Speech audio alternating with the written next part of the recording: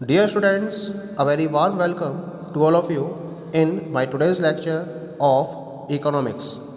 In today's lecture, we will discuss upon the topic pricing techniques और pricing methods. यानी कि आज के लेक्चर से हम एक टॉपिक स्टार्ट करेंगे. दिस इज प्राइजिंग टेक्निक्स या प्राइजिंग मेथड्स. यानी कि अगर किसी भी पर्टिकुलर मार्केट में कंपनी को अपने प्रोडक्ट के प्राइस को डिसाइड करना हो तो उसके लिए उसके द्वारा किन किन पर्टिकुलर टेक्निक्स या मेथड्स का यूज़ किया जा सकता है.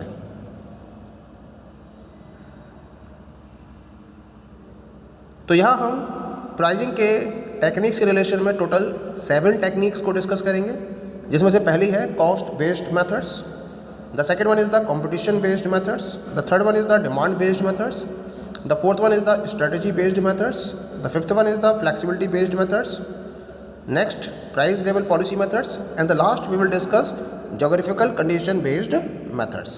So let us come these methods one by one. First of all we will talk about the cost based methods. तो cost based methods में हम टोटल 4 टेक्निक्स को डिस्कस करेंगे, जिसमें से पहली हम डिस्कस करेंगे फुल कॉस्ट और कॉस्ट प्लस प्राइजिंग, दूसरी डिस्कस करेंगे हम इंक्रीमेंटल कॉस्ट प्राइजिंग, तीसरी डिस्कस करेंगे मार्जिनल कॉस्ट प्राइजिंग, और चौथी हम डिस्कस करेंगे इसमें target pricing. Okay, so let us come to the first one under cost based methods, and this is full cost और कॉस्ट प्लस प्राइजिंग. तो क्या होती है फुल कॉस्ट या cost plus pricing strategy?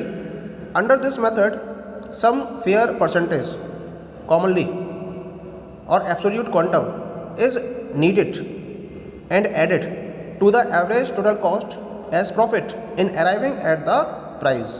This markup has some bearing on the target profit that the firm desire to achieve. यानी कि इस particular method में फर्म क्या करती है, जो उसकी एवरेज टोटल कॉस्ट निकल कर आती है, हम टोटल कॉस्ट की बात कर रहे हैं, एवरेज टोटल कॉस्ट की, जो फर्म की एवरेज टोटल कॉस्ट निकल कर आई उसमें एक अपना fair percentage as a profit add कर देती है और उसके बेसिस पर पर्टिकुलर प्रोडक्ट के प्राइस को डिसाइड कर ली जाती है. मान लीजिए कि कंपनी एक प्रोडक्ट बना रही है, एक्स प्रोडक्ट, और उसकी एवरेज टोटल कॉस्ट है ₹100 पर यूनिट. अब कंपनी ने क्या करा, ₹20 का अपना एक यूनिट का प्रॉफिट उसके अंदर जोड़ दिया, तो जो प्रोडक्ट के प्राइस होंगे वो कितने जाएंगे, ₹120 पर यूनिट. ठीक है, तो बहुत सिंपल मेथड है ये. It is the most commonly used method of pricing in public utilities, manufacturing and retail trades to fix price and pass on the increase in cost to the consumers. सबसे popular method है जो ज़्यादातर public utilities में या manufacturing की field में या फिर रिटेल ट्रेड्स में यूज़ किया जाता है, जहाँ प्रोडक्ट के प्राइस को डिसाइड करा जाता है और उस प्राइस को फिक्स कर दिया जाता है, और जो इंक्रीज़ है कॉस्ट में उसे कंज्यूमर पर पास कर दिया जाता है. ठीक है, now come to the next method, and this is incremental cost pricing. क्या कॉन्सेप्ट है incremental cost pricing का? Under this method, average variable cost is used as a basis for price fixation instead of average total cost. The average variable cost to be covered includes direct material cost, direct labor cost, other direct expenses, variable production overheads, variable selling and distribution expenses etcetera. तो बिल्कुल जो पीछे method हमने discuss किया था उसकी तरह ही है, लेकिन वहाँ हम एवरेज टोटल कॉस्ट को इंक्लूड कर रहे थे, यहाँ हम एवरेज वेरिएबल कॉस्ट को ही इंक्लूड करते हैं.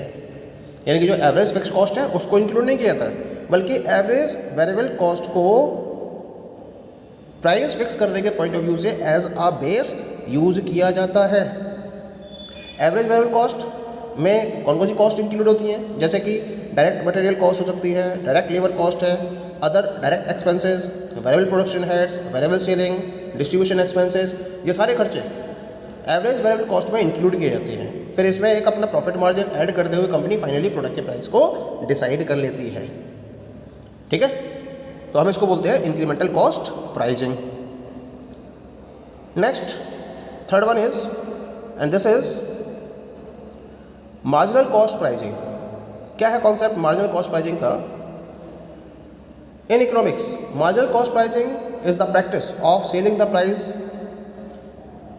setting a price of a product equal to the extra cost of producing an extra unit of output. By this policy, a producer charges for each product unit sold only the addition to total cost resulting from material and direct labor. Businesses often set prices close to marginal cost during periods of poor sales. Actually ये जो pricing strategy है ये हमेशा use में नहीं लाई जाती है। कुछ स्पेसिफिक कंडीशंस होती हैं, जब वो स्पेसिफिक कंडीशंस अराइज होती हैं तभी हम इस टाइप की प्राइसिंग स्ट्रेटजीज़ को एग्जिस्टेंस में लाते हैं, इसका यूज़ करते हैं।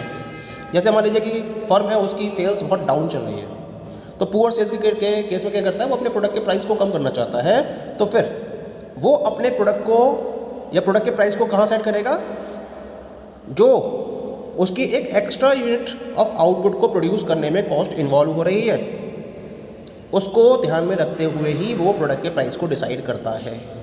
तो यहाँ एवरेज वेरिएबल कॉस्ट या एवरेज टोटल कॉस्ट ऐसे फैक्टर्स काउंट नहीं किए जाते, बल्कि मार्जिनल कॉस्ट को इंक्लूड किया जाता है। तो एक एक्स्ट्रा यूनिट को प्रोड्यूस करने में जो उसकी एडिशनल कॉस्ट अराइज हो रही है, उसको ही ध्यान में रखते हुए प्रोडक्ट के प्राइस को डिसाइड कर दिया जाता है। इसी वजह से इसको हम मार्जिनल कॉस्ट प्राइसिंग का नाम देते हैं।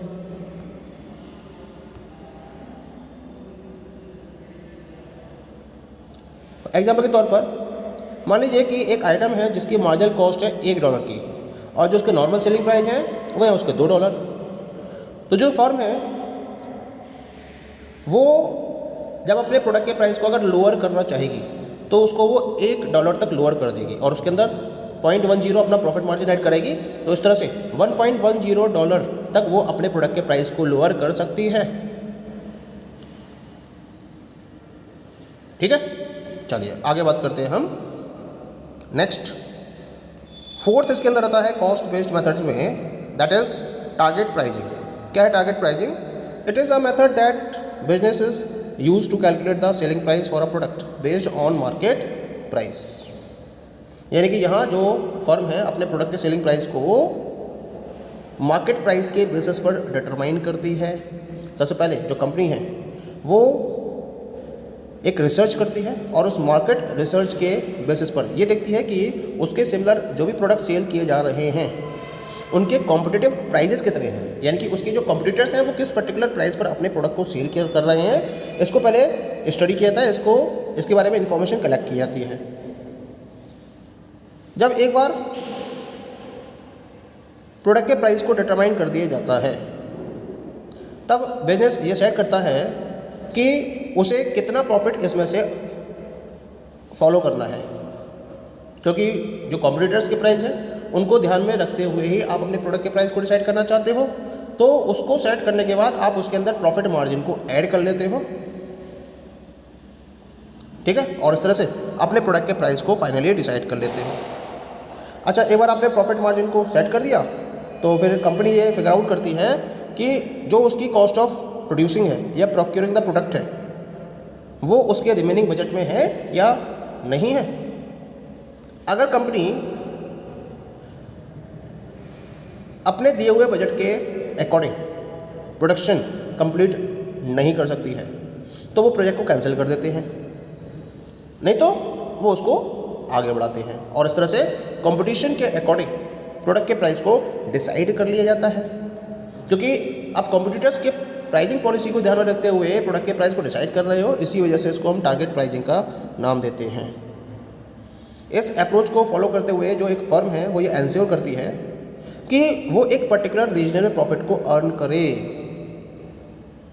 और ऐसे पर्टिकुलर प्राइस पर अपने प्रोडक्ट को सेल करे जिससे कि उसकी जो प्रोडक्ट की डिमांड है वो मार्केट डिमांड से बिल्कुल कंसिस्टेंट बनी रहे। कोई कंपटीशन है तो उसका असर पड़ेगा उसकी सेल पर, तो इतना भी असर ना पड़े जिससे कि उसके प्रोडक्ट की डिमांड लगातार कम होती चली जाए। इस तरीके से वो अपने प्रोडक्ट के प्राइस को डिसाइड करती है यहाँ पर। ठीक है, चलिए आगे बात करते हैं। The next one is the competition based methods. Competition based methods को हमने यहाँ पर दो टाइप्स में डिस्कस किया है। एक तो गोइंग रेट प्राइसिंग होते हैं और दूसरे होते हैं इसके अंदर that is known as the sealed bid pricing. तो सबसे पहले हम बात करेंगे about the going rate pricing. Going rate pricing is when a business sets the price of its product और service based on the market price. This pricing strategy is often used to price similar products like commodities और generic items that have little variation in design and function. यानी कि market में जो बाकी के और producers हैं उसी प्रोडक्ट को सेल करने वाले जिस प्राइस पर अपने प्रोडक्ट को सेल कर रहे हैं उसी रेट पर या उसी प्राइस पर वो पर्टिकुलर बिजनेस यूनिट भी अपने प्रोडक्ट को सेल कर रही है। तो हम इस पॉलिसी को या स्ट्रेटजी को नाम देंगे गोइंग रेट प्राइजिंग टेक्निक या स्ट्रेटजी। और ये जो स्ट्रेटजी है वो वहाँ यूज़ की जाती है जहाँ सिमिलर प्रोडक्ट्स को सेल किया जा रहा है, जिनमें डिज़ाइन में या फिर उनके स्टाइल्स में या फंक्शंस में बहुत कम वेरिएशंस होते हैं, जैसे कि कमोडिटीज़ या फिर जेनेरिक आइटम्स। यहाँ गोइंग रेट प्राइसिंग को ही फोकस किया जाता है। It is most often use to price products और service that are homogeneous and don't vary in design. Businesses that choose a going rate pricing strategy often set their prices based on the leader of the market। तो बहुत simple सा एक technique होती है जहाँ firms homogeneous products को cell कर रही होती हैं और जिनके डिज़ाइन में बहुत ज़्यादा डिफरेंशिएशन नहीं होता है, वहाँ इस पर्टिकुलर स्ट्रेटजी के बेसिस पर प्रोडक्ट के प्राइस को डिसाइड किया जाता है। एक्चुअल में होता क्या है, मार्केट के अंदर जो लीडर होता है वो जिस प्राइस पर अपने प्रोडक्ट को सेल कर रहा है उसी को फर्म अपना प्राइस बन लेती है और उसी प्राइस पर अपने प्रोडक्ट को मार्केट में सेल करती है। तो हम इस टेक्निक को गोइंग रेट प्राइसिंग टेक्निक का नाम देते हैं। That is clear. Now come to the next one. इसी में सेकंड आता है, that is known as the sealed bid pricing. Sealed bid pricing is the process of offering to buy or sell products at prices designated in sealed bids. Companies must submit their bids by a certain time. The bids are later reviewed at all at once and the most desirable one is chosen. यानी कि इसमें क्या होता है, जो products हैं इनको by भी किया जाता है या सेल भी किया जाता है, जिसमें सील्ड बिड्स के बेसिस पर प्राइजेस को डिज़ाइन किया जाता है। तो एक सील्ड बिड इनवाइट की जाती है और उसके बाद जो भी कंपनीज हैं इंटरेस्टेड है परचेज़ करने में या सेल करने में, वो एक पर्टिकुलर टाइम पीरियड के अंदर अपनी बिड्स को सबमिट कर देती हैं। फिर होता क्या है, एक प्री डिसाइडेड टाइम पर इन बिड्स को एक साथ रिव्यू किया जाता है और रिव्यू करने के बाद जो मोस्ट फेवरेबल होती है या जो मोस्ट डिज़ायरेबल होती है उसको सेलेक्ट कर दिया जाता है और उस कंपनी को कॉन्ट्रैक्ट दे दिया जाता है। तो हम इस कॉन्सेप्ट को सील्ड बिड प्राइसिंग टेक्निक का नाम देते हैं। एग्जाम्पल दे रखा मैंने, मान लीजिए जब हम सील्ड बिड प्राइसिंग का यूज़ करते हैं तो जो कंज्यूमर्स क्या करते हैं, sometime bid on lots to build houses. उन्हें घर बनवाना है तो घर बनवाने के लिए वे क्या करते हैं, जितने भी कंस्ट्रक्टर्स हैं उनसे बिड्स इनवाइट करते हैं और जिसकी बिड मोस्ट फेवरेबल होती है कंज्यूमर के पॉइंट ऑफ व्यू से, उससे वो घर बनवा लेते हैं। जो हाईएस्ट बिडर होता है उसको वो लॉट दे दी जाती है। जब हम सप्लायर साइड की बात करते हैं तो जो कॉन्ट्रैक्टर होते हैं they often bid on different jobs and the lowest bidder is awarded the job. Government की बात करें तो गवर्नमेंट के द्वारा बहुत सारी परचेजेस की जाती हैं जो सील्ड बिड पर बेस्ड होती हैं। बहुत सारे कंस्ट्रक्शंस कराए जाते हैं जो सील्ड बिड पर बेस्ड होते हैं। मान लीजिए कि एक पर्टिकुलर हाईवे का कंस्ट्रक्शन कराना है गवर्नमेंट को, तो जो भी ठेकेदार होते हैं, जो कंस्ट्रक्टर्स हैं, उनसे बिड्स इनवाइट की जाती है। फिर वो अपनी बिड्स प्रोवाइड करते हैं गवर्नमेंट को कि कौन कितने खर्चे में कितने दिन के अंदर प्रोजेक्ट को कंप्लीट कर सकता है। अपनी बिड्स सबमिट कर देते हैं हर कोई, और जो मोस्ट डिज़ायरेबल होती है गवर्नमेंट के पॉइंट ऑफ व्यू से, उसे वो कॉन्ट्रैक्ट फाइनलाइज कर दिया जाता है। और जो फंड की बात की जाती है, उतना फंड उस प्रोजेक्ट को कंप्लीट करने के लिए उस कंसर्न पार्टी को प्रोवाइड कर दिया जाता है। तो हम इस कॉन्सेप्ट को नाम देते हैं सील्ड बिड प्राइसिंग का। Okay, the rest of the techniques of pricing we will discuss in the next lecture. Thank you.